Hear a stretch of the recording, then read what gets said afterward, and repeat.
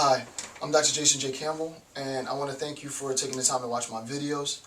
Today I'm continuing my ongoing analysis of Jose Ortega y Gasset's The Revolt of the Masses. In The Revolt of the Masses today I'm going to be analyzing Chapter 8. Chapter 8 is titled, Why the Masses Intervene in Everything and Why Their Intervention is Solely by Violence. So, why the masses intervene in everything and why their intervention is solely by violence. In this discussion, as we've been having discussion over the series of many videos, it's been my intent to try and draw light to what is motivating Gasset's writing, right? What is the driving force behind his text, The Revolt of the Masses? And not to rehash too much, but what we've been doing over the past few videos is understanding how Gasset is interpreting the masses of his time. Remember, this is pre-World War II, this is pre-rise of Hitler, only a decade or so before Nazi Germany comes to power. So it's almost prophetical, his account of the masses, because at his time, in his era, the masses were obviously becoming more and more aggressive, more and more violent.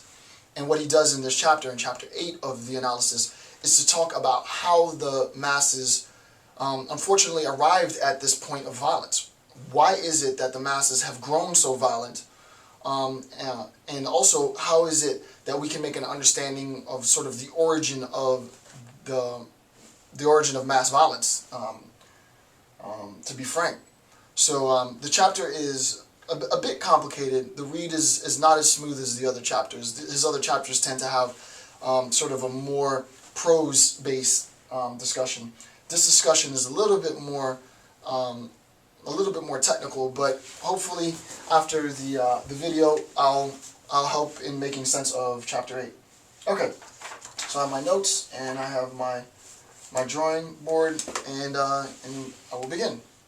So the first thing that Gasset says in chapter 8 is that the masked man comes complete with ideas. The masked man comes complete with ideas, and what does he mean by this? Well, first, what I want to do is I want to read a bit from the text, and then we'll work that into our overall understanding and analysis of how the masses only know how to operate in terms of violence. Gasset says, the individual finds himself already with a stock of ideas. He decides to contend himself with them and consider himself intellectually complete. Right? So he's content with his warehouse of ideas. But not only is he content with then this is he being the masked man, not only is he, the masked man, content with his sort of stock, his warehouse of ideas, but he views his ideas as complete. So you can imagine that we have the individual here, right? And this individual is the masked man. And the masked man has a set of ideas, and we'll label these ideas as X, right? And the masked man believes, what Gasset is saying, is that the masked man has sort of a stock of ideas, and the masked man views these ideas as complete. So, according to Gasset, X is equal to the totality, T-O-T-A-L, totality of ideas, right? X is equal to the totality of ideas. That's what's being said. The masked man has a stock of ideas, and he views himself content and complete in his ideas, right? He recognizes that, look, I'm complete, I'm content in ideas. All that needs to be thought of, all ideas that need to be contemplated have already been contemplated, and I'm complete. But this is obviously a lie. I mean, a 5-year-old can recognize the fallacy in that argument, right? Because it's impossible for any human being, to have the totality of ideas within the content of our mind, right? Within the content of our understanding, to be specific. That's not possible. And Gasset doesn't believe that the masked man believes this. The masked man is struggling with this lie, and it's not just a lie that he's projecting to others, right? More emphatically, it's a lie that he is forcing himself to believe, that I have the totality of ideas within the content of my mind. this leads to a huge divorce, a huge problem, a huge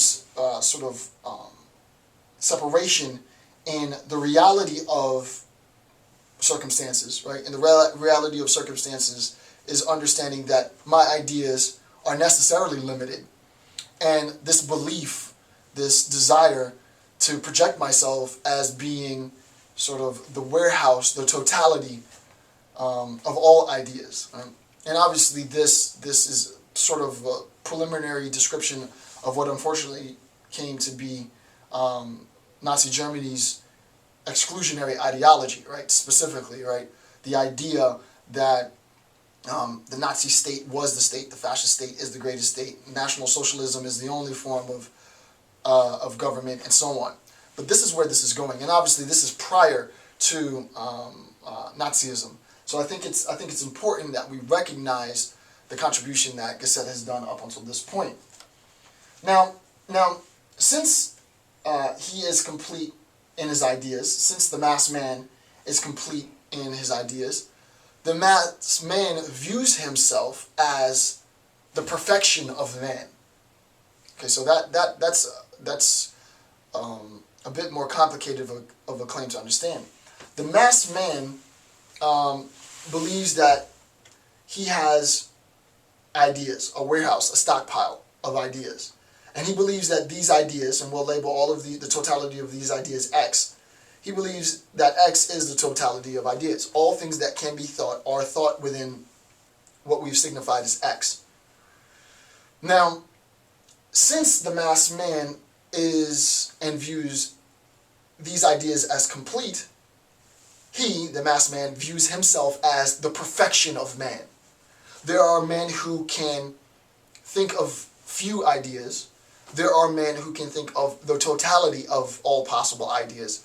I am the type of man that has the intellectual acumen to think of the totality of ideas. Therefore, I am the perfection of man, right? And you can sort of see this is sort of the precondition. This is a preamble to the Nazi state, right? The Nazi state viewed the Aryan man specifically as the perfection of all human beings. Not precisely for this reason, but this is one of many other necessary reasons why Nazi Germany found itself in, obviously, the predicament of ascribing to such a ridiculous view, right? So that since the masked man views his idea as being the embodiment of ideas in its totality, then he must be the perfection of all men, right? And this sort of vanity, this sort of pride, this hubris is exactly the fall of the masked man, right? This is sort of, this goes back to like Icarus. I mean, we've been telling these stories to our children for millennia, right? Don't think that, and don't get so prideful that you think that you can fly higher than you are actually capable of flying. Icarus puts on these wings of wax, flies to the sun, only to have the wings melt and fall to his demise, right? So don't think, the caution, obviously, that's sort of embedded within this tale of the masked man is that hubris is one step before the fall, right? You have to be careful. All right. Now, the problem is that the masked man realizes that others have contradictory ideas, right? And what Gasset says is, hence, the masked man stands in need of others. He seeks in them support for the ideas that he wishes to have for himself. His discovery of his insufficiency, namely, a comparison of himself to others. He discovers that others have ideas that I don't have, right? What could one idea be, right? What could one idea be that another individual might have that I might not have?